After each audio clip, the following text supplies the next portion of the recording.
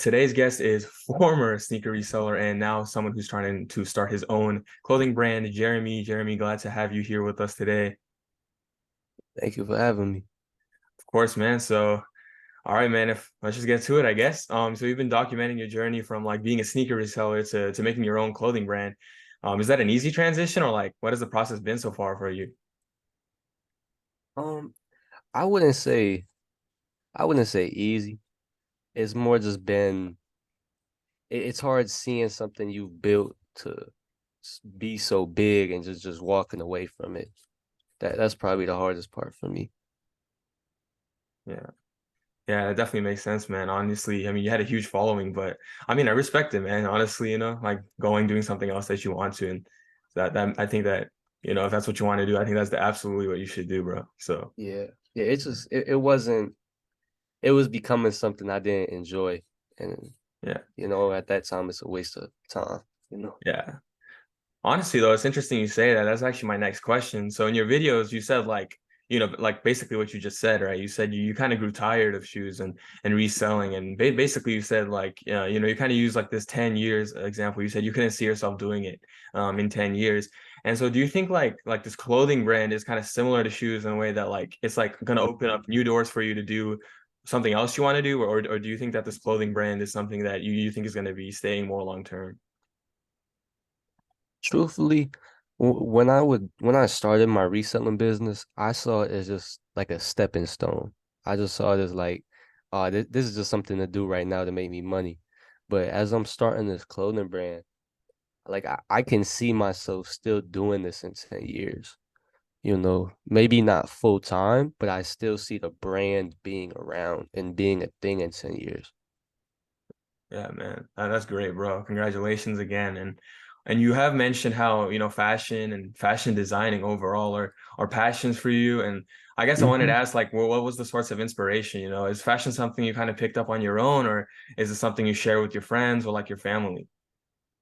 Really, like my passion for like design and clothes is like I grew up extremely poor. Like I all my clothes from Goodwill, everything. So I would buy like $5 jeans from Goodwill, design them myself, and then like turn them to like some people would call those like designer jeans on me. And I'm like, wow, that's crazy. And I'm like, I got these for $5. I added my own touch to them, and now people are complimenting them like crazy. Little do they know it's from Goodwill. But it became a passion of mine just from I can do it forever. Like I can literally do it forever. And that's why it's a passion. I mean, that's dope, bro. Yeah, man. I also like thrifting, bro. We have Hell yeah. Houston overall is known for being a little, I guess, like not much to do, bro, but there's some decent places out here. So we take what we can get, bro. But yeah, honestly, that's dope though, bro. I mean, I myself, like, I can't draw like at all, but I also really like, I always think designing is super cool too. So that's really dope, bro. Mhm.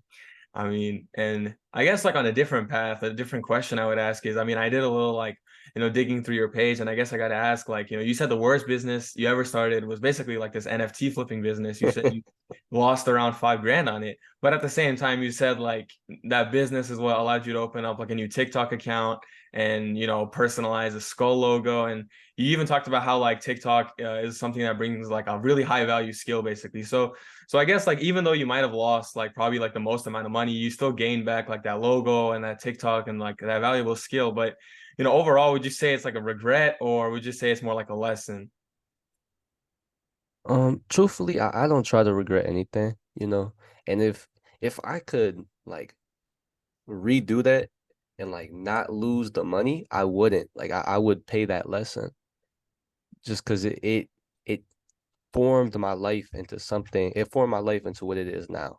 Because through the NFT journey, I learned how to use TikTok. I was documenting my whole journey, on a broken iPhone 11 with a fucked up camera. Like, Yeah. and I learned so much from losing $5,000 in that. Yeah, man. Honestly, you know what they say, we never lose, we only learn, right? So Yeah. yeah, If you bro. don't take it as a lesson, yeah, I feel like if you don't take it as a lesson, what else can you take from it? You'll just be sad you didn't win, you know? Exactly, bro. That's a really good way to look at it. It makes it easier in the future, right? To take those losses. Oh, like no losses, I guess lessons, right?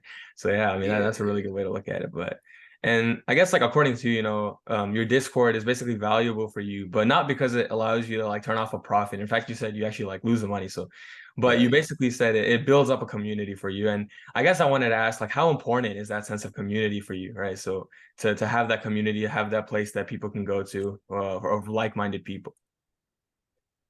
That community, it really, I loved building that community.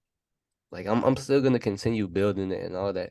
It was just that was my first time building a team. That was my first time building a product that I like continually improved and built feedback from the people inside of it.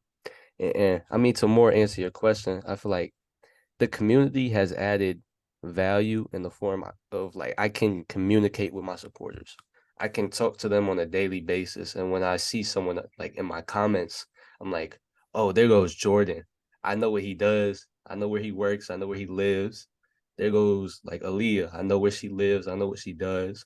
It adds value in the fact I know who's supporting me and I know who people would call like their fans. I like calling them my friends though. Yeah, well, that's awesome, bro. Calling them your friends and stuff. Like basically, like, we're all equal here, we're all in it together. Yeah, man, that's Hell dope. yeah. Honestly, myself, like I downloaded Discord like a year ago, honestly, just to keep up with my friends because of like summer school, online school. But yeah, bro, I'm joining it and like, yeah, I'll try to join like the Discord as well. I'm still learning it, I mean, obviously it's a huge program, but yeah, man, that's Oh, really cool. wait, you joined my Discord? Yeah, I'm gonna join it today, bro. I'm gonna try. Yeah, I'm gonna join it and see what's gonna happen. I mean, I really don't know anything about Discord to be honest. I've only used it for one channel, right? So I'm trying to learn how to join the channel, right? Well, I'm joining it. Yeah, I'm joining it tonight, bro. I think it's really cool that you have that community that like cares so much about each other. So, When you do join it, if you ever have any issues, just please let me know. all right, bro. I appreciate you. Thank you so much, bro. But I'll be glad to walk you through it. yeah, bro. Thank you. And I guess I guess another question is like in TikTok and YouTube videos, you've detailed this process you essentially call long-term thinking, basically like working to see like success in the future, right? So I guess like investment on yourself. But my teacher actually has a very similar life philosophy to that, but he would always tell us like think long term, but also for him he said the process was more important than the product. But I guess I have to ask for you, like, what do you think is more important? Is the process more important? Is the product more important? Um, I might say something you might not expect, but I feel like they're completely separate things. Like the process of getting there, like I'll say it like walking up to a mountain, like climbing a mountain compared to the view. It's two different things. Like you can see love in climbing the mountain and the hardness of it. You can see love in the view as well, seeing everything you've done and everything you've worked to. But if I were to value one more than the other, has to be the process. Because if you don't like walking, you'll never like it. The person who likes walking will go farther than the person who wants the destination. Yeah, man, that's a really interesting way to look at it, man. I really like, honestly, yeah, I never thought about it that way. And yeah, I think that it is true, it's this completely different thing. It has a completely different pleasure. But I would also say I agree, man. I think it's I guess like the realization that what you're doing is working is kind of like is this, it's like giving you more and more motivation, I guess, to keep going. Hmm. But yeah, bro, I think that's a dope answer. But and I guess one similarity between me and you is, we both, I mean, you said you like reading books. Like I can tell you now too, I also love reading books. Oh yeah. And like obviously the benefits of it are endless, right? You can always be teaching yourself, educating yourself. And you said that your favorite book is the power of your subconscious mind. And I guess I have to ask, like, what was the first book that like I guess like really made you like kick started like your hobby of reading? You have to give me a second. I'm gonna have to think about this one. Yeah, yeah, bro. You got it. Yeah, you gotta take all the time you need. Oh, I think the first book I ever read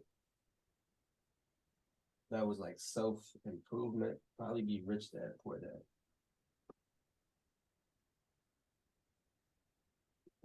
It would be Rich Dad Poor Dad. That was the first book I read that was like self-improvement wise. Yeah. Yeah, man. I also have Rich Dad Poor Dad in my library up there. Gotta get to that one. I mean, honestly, but Hmm. I'm still reading. I'm still getting to it. But yeah, It's man. a good book. Like it changed the way I looked at money and what it is. Yeah, well, honestly, yeah. I think that's one that everybody recommends, right? So I probably got to get to it pretty soon.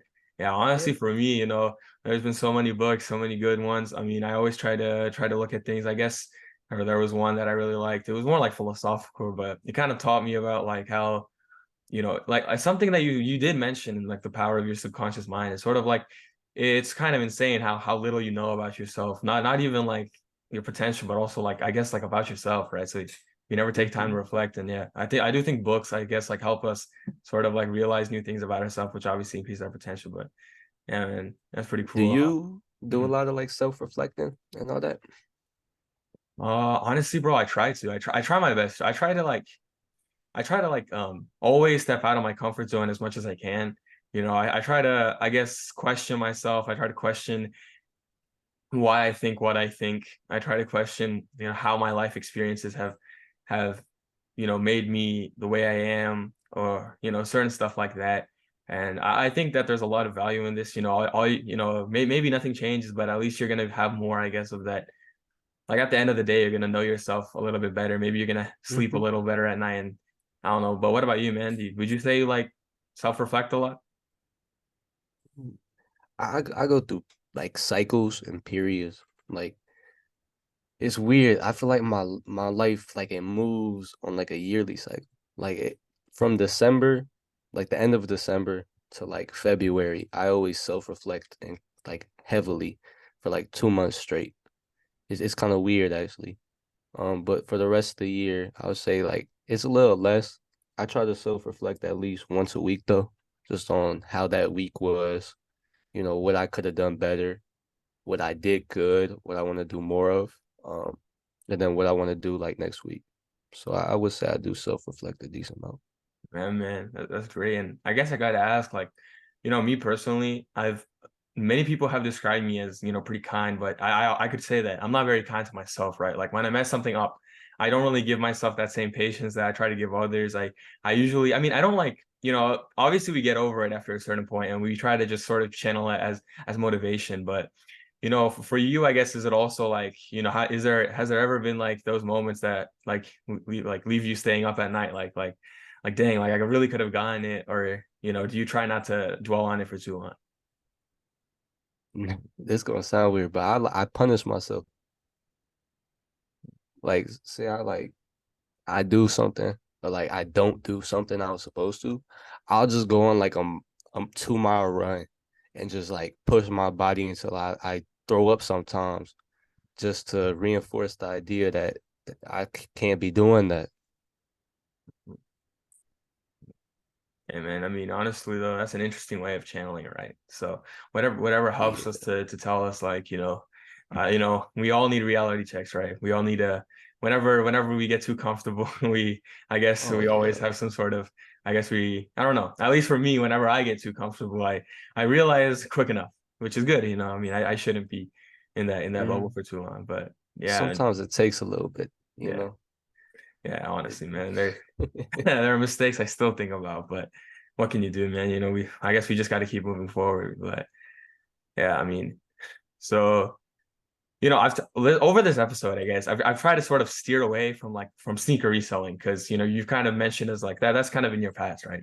I'll be And down to talk about it. yeah, and yeah, and I guess I do want to ask one question is because you did have immense success from it, right? You had a huge secret reselling platform. So I Yeah. have to ask, like, what lessons in business did you learn from sneaker reselling specifically, right? So Sneaker reselling. First, I want to say like I'm no longer doing it, so I'm giving out like all my secrets.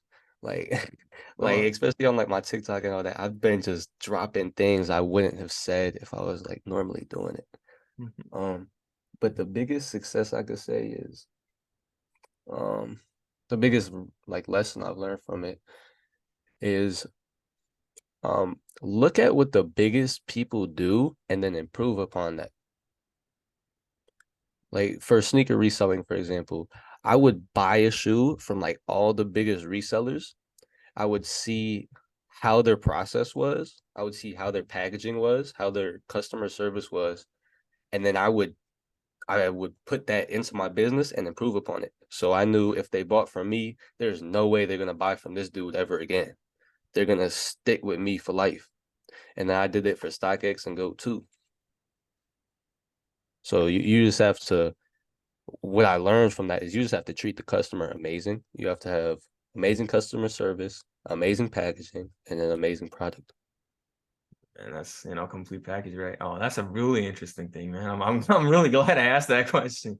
Hmm. Uh, No, I yeah, I would be mean, down to drop any sort of gems about yeah, reselling. bro, that's a very good advice. I never thought about that. And I guess like, yeah, I guess like, this is sort of like building upon my last question, but how much would you say like sneaker reselling is, I guess, like accurately depicting what you wear, right? Like, because obviously there are certain shoes that are easier to resell. Like, obviously everybody knows like, like SB Dunks, for example, or Hmm. like those were like the huge in the market at a point, or like, maybe they slow down a bit, but like Jordan 1s, for example. But like, me personally, like I might wear Dunks, but I probably wouldn't like cop a Jordan 1 or something. But like, I don't know. What about you? Do you think, actually, I find it interesting, the video you said, like the hidden gem video with that one shoe with like and you said there's a whole lot of colorways, and there was a Travis Scott colorway that I have that shoe. So I thought that was pretty cool. That you mentioned that one. But Hmm. yeah, I'm honest. So yeah, would you say that you wear what you sell, or would you say that you have a different like a different style? No, I don't wear like what I would sell just because the things I would sell were too popular for me. I like wearing things that are a little more rare, things you don't like seeing every day, you know. Yeah. But I would some of the shoes I would sell, I would wear and then just clean them up and sell them. I'll be honest. Yeah. Yeah, I mean, there's no harm, no harm done. Yeah, As they long as they they, wouldn't know. yeah, no harm done, if they're happy with the product, like, yeah. But yeah, honestly, but what's your advice for all the people out there, for not only sneaker reselling, but anybody who's just trying to like hustle themselves, what would you say is like your biggest advice? My biggest advice, and this doesn't even come from me. Like this comes from like my mentors, the people I look up to. Because I would say like I'm not even in a position right now to give advice to people, but I could tell you things that drive me from people who are much wiser than me. Um, and it's two lessons. It's think bigger. That's the first thing. Like write an achievable goal down, and then times it by 20. Like I always find myself writing down a comfortable goal that I know I can achieve, and then I'll look at it a week later, I'll erase it and then write something much bigger. And then I tend to achieve the much bigger goal. The second thing, uh, never think you're the smartest person ever. Always want to keep improving, keep learning, and never get comfortable with the knowledge that you know. Because I feel like the stupidest person in the room is the person who thinks they know everything. And the smartest person in the room is the person who understands that they know nothing. Wow, man. I don't know, man. As you're a very humble person, man, very humble guest, saying, you don't know if you're in this place to be giving advice, but look, man, I don't know. You've No, done a I'm lot. not. I know, bro, but hey, man, you've done a lot. You've achieved a lot. You've experienced a lot, and I guess like I also have to ask, like, what's so my family also has, sort of like, no, like not me, but my father's side, they were always in jewelry, right? So they had their own Yeah. businesses for jewelry, and I guess they also had like and they also had like, I would say like restaurants. Some of them had hotels, so varying degrees of success, I guess. But for them, it would be like, for if family goes into your shop, right? Like you wouldn't charge, right? Unless, okay, maybe if it was like a lot of jewelry, then like you probably should charge something, right? You shouldn't want to be, but like for them, it was sort of like a, like a, this is all of our business, right? We're all in this together type thing. So like have your friends ever like I guess or your family ever like tried to buy from you? And if they did, like was it a similar deal or were you more like, like you have to keep some sort of boundary? Really, like I have very good friends, and they always showed a lot of support to my business. And the thing is, like, I would have something up for a price, like for example, I would have a shoe up for $200, and I would tell them I could give it to you for 170, and they would be like, "Nah, I want to pay 200." Like I would always try to give them discounts, and they would say no to it, and I give them the same love in return. Like one of my friends, he is like a mechanic, and whenever I need car work done, I go to him and I pay him his full price, no matter what. Hey, man, that's the different type of love, right? Different type of loyalty. But yeah, Hmm. that's really cool, man. We're nothing without our loyalty, right? So Yeah, uh, nothing without your group. yeah, what does it mean if Like we uh, yeah, three, three, like I would say, no, like three medium strong people could kill the strongest person on the earth if they were alone, which is crazy. Like a team is so powerful. One person is nothing by themselves. that's true, man. That's that's really I guess that is like really interesting thing about right is the how much your group motivates you, how much you want to do it because you want to I do can't it. hear you. I'm gonna Oh, be sorry. honest.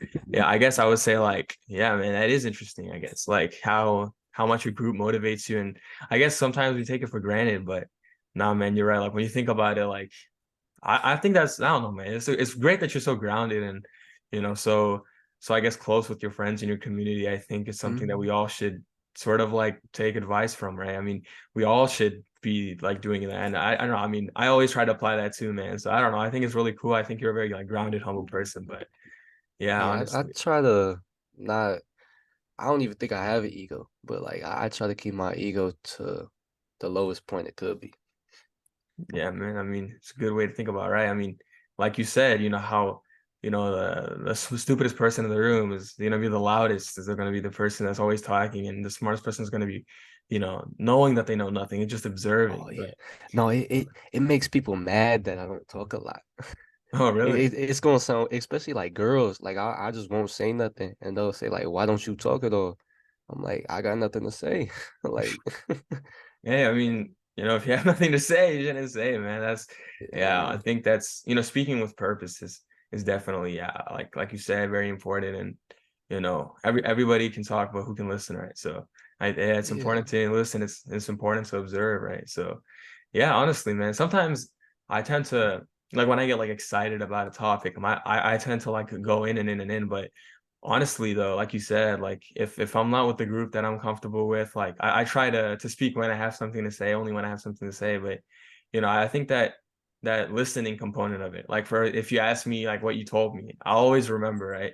So I think that's hmm that also that important part of just observing, right? No, understanding who the people around you are, understanding who you can trust. And yeah, I mean, I guess you said you have that loyalty with your friends, but like what would you say is like what would you say when would you say like something turns from like loyalty to like trust, right? Because me personally, right, if you ask me who I can yeah, trust other than like direct family, I could say like maybe like three or four people, right? I'm friends with a bunch of people, but I would yeah. only trust like three or four people. So like when would you say it's that tipping point, that transition?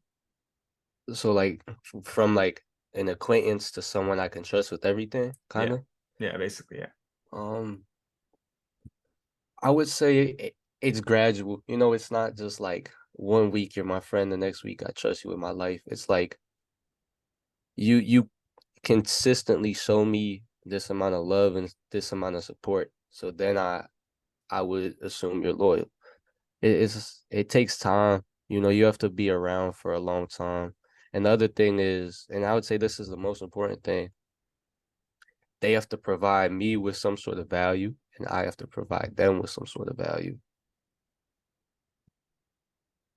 Yeah, man. I feel That's like that's the tipping point.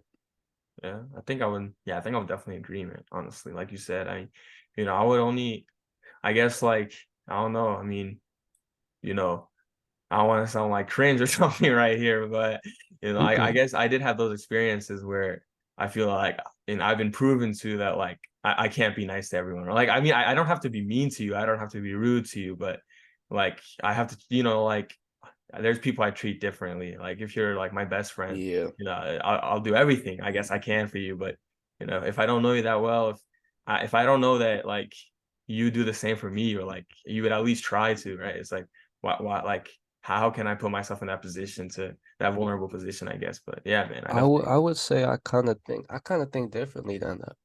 Oh, really? Like Hmm. I kind of treat everyone the same way, and that's because I believe I can learn something from every single person on this earth. Hmm. Like, so I give people the same sort of attention.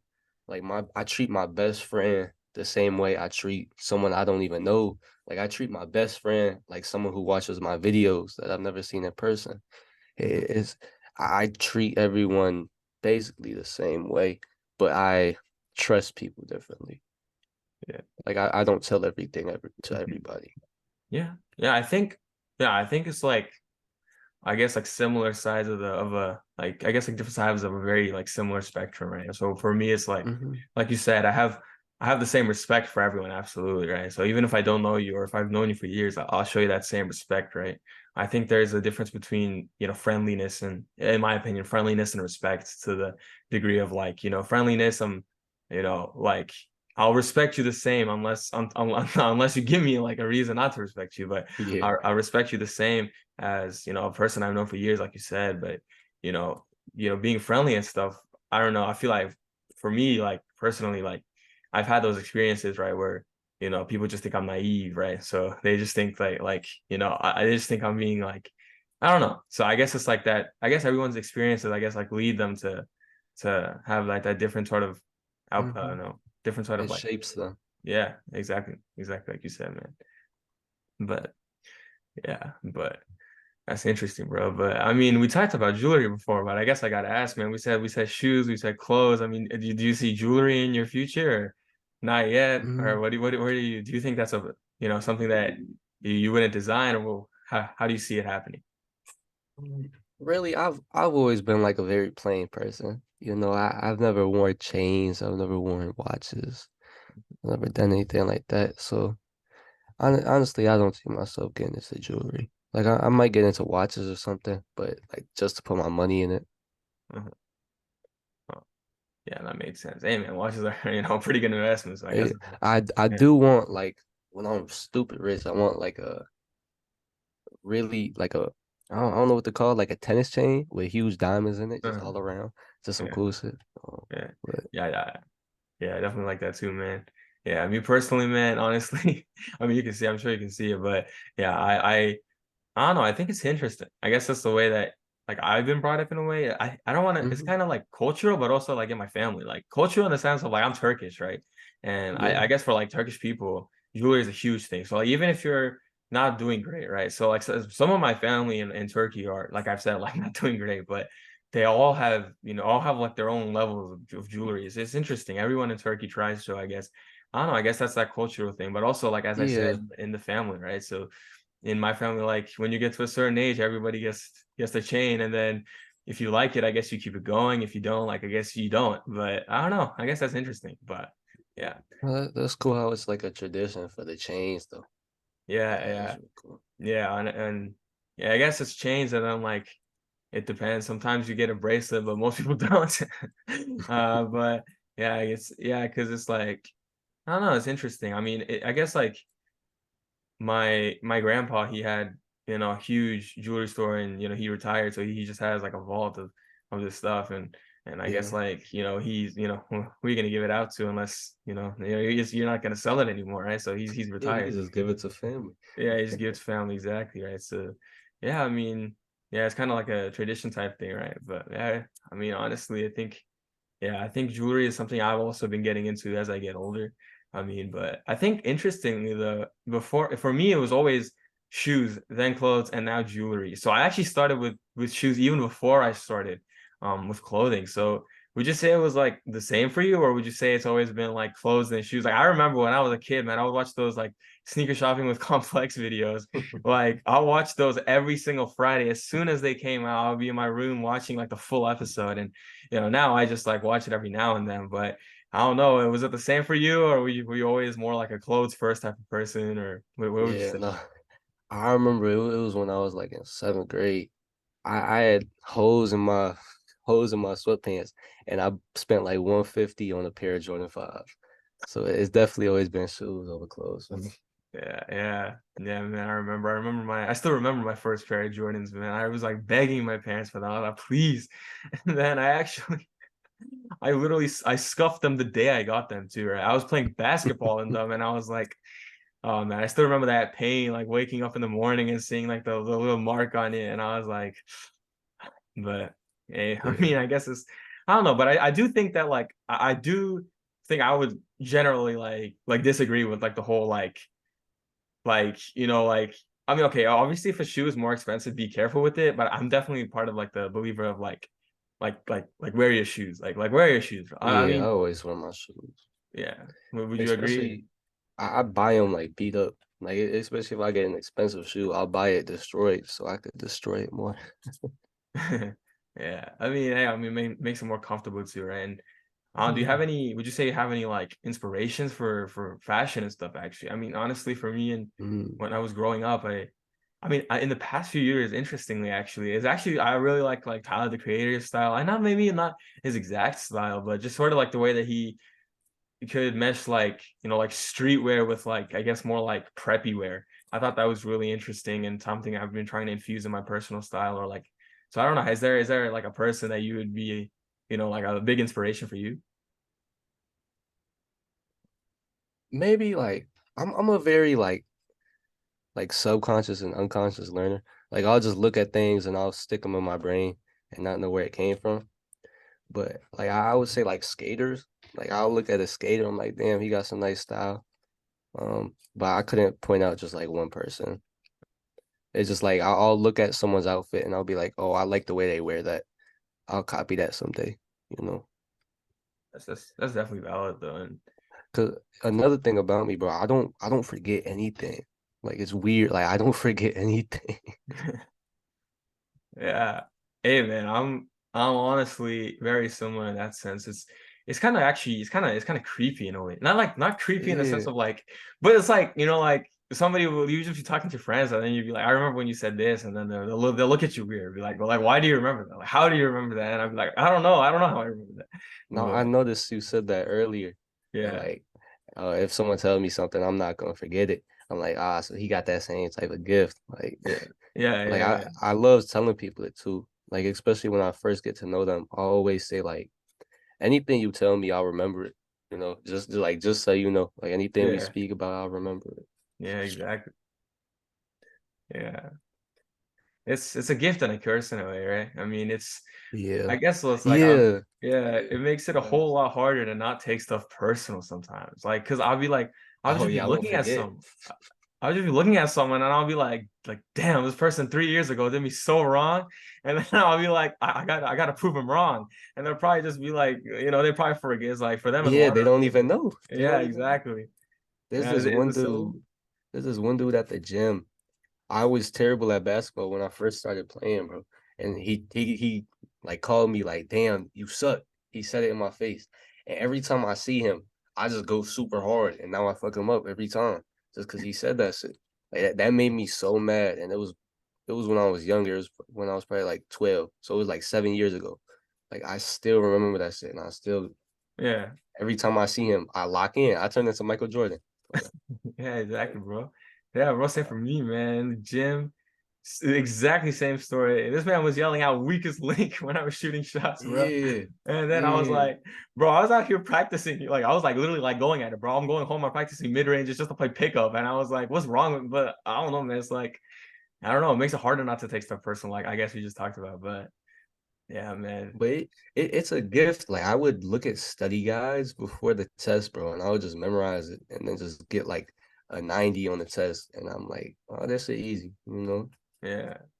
Yeah. Especially with like math. Like I would just remember all the formulas. Hey, bro, that's a huge gift, bro. Formulas are the worst part.